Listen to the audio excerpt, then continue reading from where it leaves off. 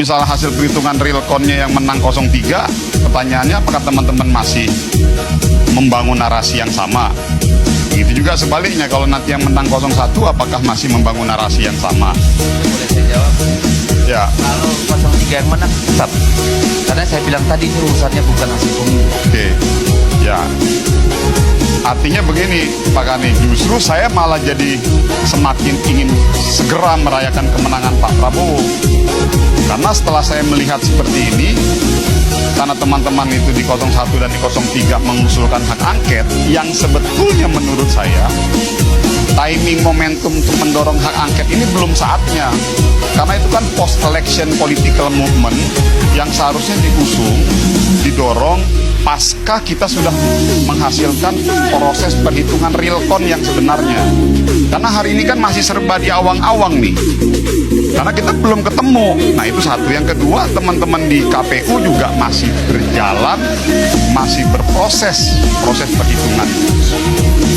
Oke, misalnya saya setuju misalnya, Pak, ini bukan urusan sekedar perhitungan, ini proses desain politik dari awal gitu.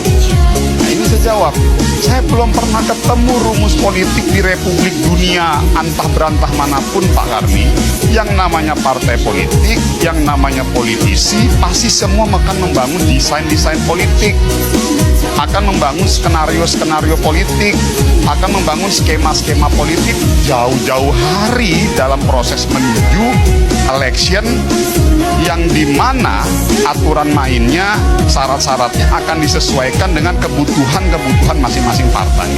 Sebagai contoh, kita semua di partai, orang-orang partai politik yang ada di DPR, kita udah berdebat tuh Pak Karni dari awal, parliamentary threshold-nya berapa, terus udah gitu sistem perhitungannya, sign-leak-nya seperti apa.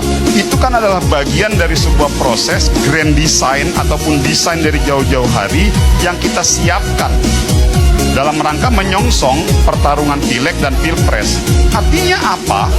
Kalau tadi dikatakan ada tuduhan bahwa ini seperti sudah ada desain merencanakan begitu, ya memang namanya politik semua penuh dengan proses perencanaan desain. Ya kebetulan saja hari ini rakyat Indonesia lebih melihat Pak Prabowo dan Mas Gibran sebagai calon presiden yang dianggap oleh mereka oleh rakyat Indonesia layak.